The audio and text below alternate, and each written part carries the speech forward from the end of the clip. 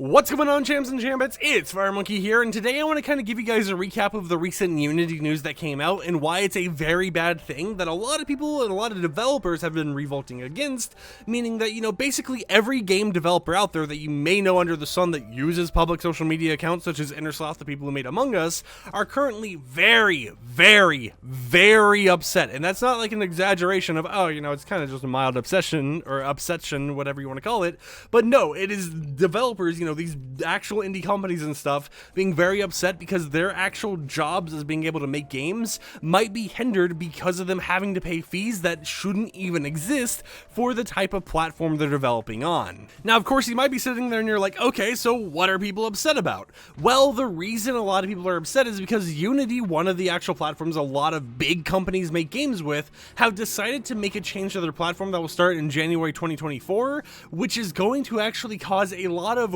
weird, odd fees that the actual game developers are going to have to pay, which is basically a flat per installation fee to games that use its engine. Meaning, let's say a game company such as, Innersloth has made over $200,000 from their game. Well, now they'll have to pay a specific fee, which could be anywhere from 20 cents all the way down to like 5 cents, depending on like the specific plan you're on. I've even heard things down to like 1 penny or whatever else, but it all kind of relates to the plan you're actually in. So if you spend more money on Unity, you have to pay less money overall because you're already forking over more money as a whole to the company so that you can make your game or whatever else, but you still have to pay a flat installation fee on people downloading and installing your game for any money made after a certain point. And this is a whole entire runtime fee that they're trying to introduce, which would literally change how much money game companies such as Innersloth, the people who made Among Us, would make overnight, right? It would change all that type of stuff to the point where they might have to slow down on releasing updates and stuff, because out of nowhere, a lot of money that was originally supposed to be going to their pocket is getting yoinked out of there, and they're already using the pro editions of Unity, right? They're already paying extra fees and everything else to get the best version of Unity that they can get so that, they can get all the features they need in order to make their game, and in order, get licenses for all the employees and stuff that they're working together with so that they can have group shared sessions and everything else. And it's just like out of nowhere, it's like, hey, now you have to pay all this extra money to us because basically Unity wants more money, right? And that's what it all ends up being, is just kind of Unity wanting more money because of their platform, their game engine being used to make all these other games. But of course, it is at a very odd spot. And it's also added to a lot of, controversy and stuff like that, because people are like, okay, so if you make over $200,000 in a year, you suddenly have to pay this fee and everything else, but what if someone decides to installation bomb you, where they keep installing the game, launching it, uninstalling, installing, launching it, etc., etc., but according to Unity, it will only be for the first installation of a game. Now, this is going to be a little weird, because I'm like, how are they going to be able to check that, right? Because you can change, like, your Mac ID and everything else on a computer. There's a lot of stuff you can change through programs and everything else that could trick Unity into thinking that this is a fresh installation. So sure, it might be a little bit more of a technical issue where you're able to installation bomb if you know how to do it and you're like very motivated to, but it could still be a risk that it could put actual, indie devs and stuff in harm for people trying to installation bomb their game for the sole purpose of going ahead and making it so, they have to charge more money to Unity. It also brings up the question of what happens if someone installs the game, refunds it on Steam, and then, they kind of just go on their own day, right? They installed the game, they decided they didn't want it anymore. Well, if you refund it, then of course, the developer isn't getting any of that money at all, but because you still installed it, they have to pay Unity 20 cents, sometimes a little bit less than 20 cents, but still 20 cents is like the baseline because of you having installed the game at one point, meaning that, let's say you enjoy a game, but I guess you didn't enjoy the game, but you like wanted to buy it or whatever else just to try it out because you heard some good things about it. It's a smaller indie company or something like that, and then you decide that it's not one of the games that you feel you're going to actually keep playing, so you decide to refund it because it's just not your type of game, right? Well, you may at first just kind of be like, oh, I just didn't like the game, I'm going to refund it because, that's how it is right now. There isn't really any harm done at the end of the day because, there's like no money being really lost as far as I'm aware. But now with this change and everything else, even if you decide to refund a game, you're still costing the company who made that game a little bit of money because they have to fork over the installation and, the launch of the game to Unity, the creators of the game engine. There's also been a lot of people concerned over what if I do a bundle or something, right? What if I put my game in like a humble bundle or something that, all the money's going to a charity? I don't know what type of charity it could go to, maybe it's a charity that helps, try finding a cure for cancer. What happens if I put my game in there, in order to try raising money for that charity event, and, I've reached over the $200,000 threshold or whatever? Do I have to now pay for people to actually download and play my game that I gave out to them because I wanted to, help support a charity? According to Unity, no. However, you have to tell Unity, right? You have to reach out to Unity and be like, hey, yo, so we're going to put our game in this bundle. Please don't charge us for this. And then you have to hope Unity actually complies with you and decides, okay, yeah, you're going to do this whole entire charity event or whatever else. We won't charge you for the installations of the game. And then even if they say yes, it's also like, how are they going to track that? How are they even going to tell what games are, being installed from a charity event and what games are being installed from some other event or whatever else? And, what are just normal installations, out there? Because from previous charity events, as far as I'm aware, how it's always worked is, for example, a humble bundle, you'll get a code for the game and it just gives you the game on Steam or whatever other platform that, the bundle is for. And that's it, right? You get the game on there, it's the same version everyone else has. So if someone was to spend $30 in the game and you got it through like a charity event or something, you both still got the exact same game. There's no real differences other than how the game was originally obtained, right? And it just adds a whole entire weird oddity of how are they going to actually mandate this type of stuff? How are they going to make it so that, they can track which ones are even from those charity events, assuming you reach out and, Unity's cool with it. And then on top of that, there's been even more concern over what if someone pirates my game, right? Will I have to charge you guys the fee or whatever for piracy going on with the game or whatever? And according to Unity, once again, once this goes into effect, they'll help you with the piracy situation. They won't charge you for it as long as you reach out to them. And it's like, how are they going to track that? How are they going to be able to tell which percentage of their money is made from piracy games, right? Which percentage of the fees or whatever else are installed from a pirated copy? And even at that, there's a chance that the piracy developers or whatever manage to find a workaround to the installation fee and remove that from their games, as kind of like how in previous games they've had like piracy prevention measures or whatever else. Those would end up getting removed in pirated copies.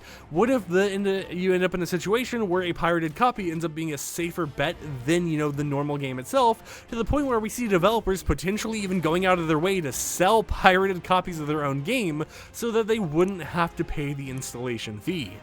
And then another interesting concern regarding this whole entire change that I personally dislike is regarding demos. They're like, okay, so if we have a demo of a game, will that have a fee on it as well? Because, it's technically one of the games we already have a fee on or something, but it's a free copy that, you just give out there for the player to experience. And according to the way that Unity themselves have worded it, the answer is yesn't. And by that, what I mean is that you won't be paid, like you won't have to pay the fee or whatever else to Unity, assuming that the actual progress you make in that demo does not carry over to the full game. Meaning that, those demos where it's like, oh, hey, you can progress here right now, and then when you buy the full game, all your data and all your progression still shows up and everything. If you want to make it so, these developers like release their game or whatever, they would have to remove that as a feature for playing the demo and make it a situation where, hey, did you enjoy the demo and you want to play the full game? Your data is going to be completely wiped, but you can buy the game just so they could avoid having to pay the installation fee for a free demo copy of a game. And I think you guys can understand how free games are going to be hindered a lot from this, because there's a lot of free games out there that, make most of their money through microtransactions, loot boxes, all that type of stuff. I mean, an example of that is Genshin Impact. That is made in Unity. Now, of course, it has kind of like a modified version of Unity in order to store some assets, encrypt them and everything else, but the core of the game is made in Unity. So it means that Genshin Impact, one of these games that, is completely free. There's a lot of people who probably make accounts and stuff, install the game on their phones or whatever else, in order to have a main goal of trying, play without spending any money on the gacha system, regardless of how predatory it might be.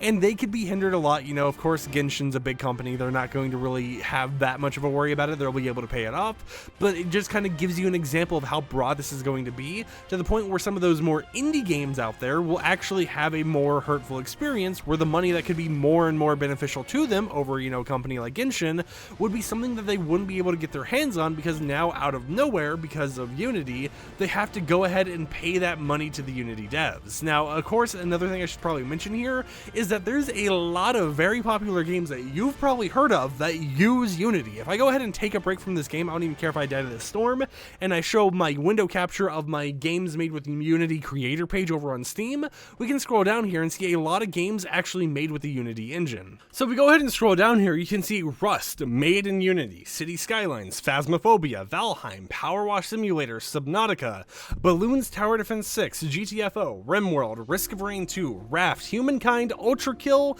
another Subnautica game, Tabletop Simulator, 7 Days to Die, Beat Saber, Eternal Return, Car Mechanic Simulator 2021, Hollow Knight, Among Us, House Flipper, Cuphead, The Forest, Overcooked 2, Tabs, Endless Space 2, Last Epoch, Outer Wilds, Green Hell, Untitled Goose Game, Realm of the Mad God Exalt, 2 Point Hospital. So many games here are made with the Unity engine that it's like a whole entire situation where there's a lot of good games, you know, a lot of free games, and a lot of indie games especially that are made with that engine that are in this weird spot where if they go ahead and have to pay the installation fee, they might not be able to even push out updates to the game anymore because of the fact that they just won't have the money around for those. And you got to keep in mind, some of these games have been out for ages, right? And you know, if this kicks in, you know, based on how vague the information is, and that's another issue with the whole entire announcement, is the information is so vague, no one knows exactly how Unity's going to enforce it or anything. There's companies that may have gotten a lot of installations from games before, but now because of the change going into place, they have to pay, you know, all the money from before up front now, right? It's like, oh hey, you know how before this change you had whatever amount of money, blah blah blah blah blah. Well, now because of the change you have to pay up $5 million or something due to all of the previous installations your game has had over the lifespan of the entire game. Now that's more unrealistic. Will they actually go that route? I think no. I think they'll just call it like a clean slate, you know, starting from, hey, from this date forwards, now this goes into place and now you have to pay that fee or whatever else, because I don't know how you would enforce it on the past or whatever. But there's been a lot of odd things going on with this whole entire situation, to the point where people have even been pointing out Unity's own terms of service that was available on GitHub, and it got to the point where Unity removed their terms of service from their GitHub account, where you can't find it on there anymore, at least from what I've heard. Now, of course, they might have brought it back, they might have changed it around or something else, but it's such an odd situation that just kind of came out of the blue, and I've heard nobody support it, right? I've only heard everyone talking about how bad of a change this is going to be, and how a lot of games that me and you play that we don't even realize are made in the Unity engine, such as Naraka Blade Point, Genshin Impact, Honkai Star Rail, Among Us, all these games, we might not be able to get as much content or, you know, as much love as before, because they have to balance a lot more and, you know, push out updates a lot slower while they try figuring out how to manage this whole entire, you know, cost per installation format that a lot of games are going to have to pay starting in January 2024, assuming this doesn't go through. Now, I say assuming it doesn't go through, but knowing how, you know, the community has given a backlash to it and everything else, I still feel like it might go through, just because of the fact that, as we've seen with other places such as Reddit, you can make a bad change as long as you want to a whole entire platform, and, you know, there'll be people who revolt against it and everything else, but as long as it doesn't hinder you revenue wise, you're most likely going to still be able to go through that change. Now, definitely seeing that Unity is a game engine, and seeing that a lot of people are willing to completely, you know, delay games and stuff, including big names and everything, in order just to switch to a new engine just so that they don't have to pay this installation fee, I do feel like there is a likelihood that this doesn't go through, you know, it gets reverted or whatever else, but there is still at the same time a chance that Unity just decides, you know what, nope, we're sticking with this. We're going to stick with this fee and everything. You're going to have to pay the fee whether you like it or not. So you got to just kind of suck up, you know, get used to it and enjoy having to pay that fee, or move to Unreal Engine or another engine platform. Make your own engine if you want, right? And you don't worry about the fees that way. And it just becomes a super interesting situation overall, because like even Pokemon, right? There's been Pokemon games on the Nintendo Switch made in the Unity engine, where it's like, imagine having to see Nintendo pay that extra fee out of nowhere that they never thought they would have to pay, right? It's just like, Unity is used for way more games than you think, and especially for the indie scene, this would be a very detrimental issue, where a lot of indie developers just will have to pay a lot more money that before went directly to their project, went directly to their small studios and everything else in order to make a very good game. But yeah, you know, it's a very interesting situation. It's going to be odd to see how it keeps evolving over time. And one thing that just kind of makes me not like this whole entire change even more is Unity being like, oh yeah, we'll protect you from this stuff. but you have to contact us. It's just like, okay, so piracy is a thing that happens to basically every game, and you know, a lot of indie games, especially Unity games, aren't going to put Duonevo in their game or anything else like that, so it's going to be pretty easy to pirate the game, assuming that they just remove, like, you know, the Steam linking system or whatever else in it. So how are they going to go about making it so, you know, you don't have to worry about all that type of stuff, and making it so that they can actually assist people if this is going to be such a massive issue, because piracy is an issue where they're going to be communicated with by a lot of people. And imagine the charity bundles out there for good causes. Imagine how weird those might be and how little games might be in there because of this restriction and people not knowing how to even go about contacting Unity as a studio. But with that said, that's been my little bit of a ramble on for today, you know, regarding the whole entire Unity stuff that's been going on and all those type of changes. It's a very interesting situation, but of course I hope you guys got a little bit of an understanding from this video, and I would love to hear in the comments down below, what do you think about this entire situation going on with Unity X, the game development studios? Are you on Unity's side? Are you on the side of the game studios? Or are you somewhere in between? And with that said, I'll catch you champs and champets next time with another video. Peace out.